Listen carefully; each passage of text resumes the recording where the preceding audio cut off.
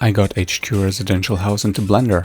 I made a cube and made it kind of match the width and height and depth of HQ Residential House. I sliced up the mesh a little and made it match kind of the shape of HQ Residential House, you know, with the roof and stuff. And then also the chimney.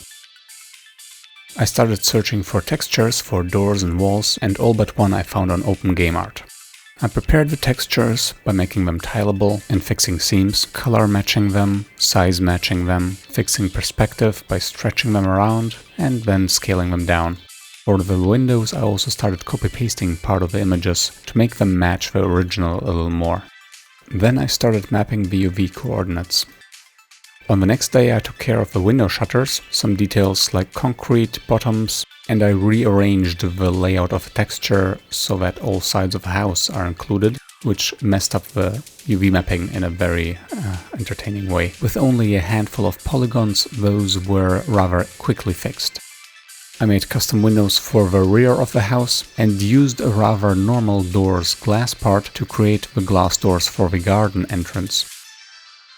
And it was done. Hope it gets used in the HQ Residential House game jam. See you there. Ciao.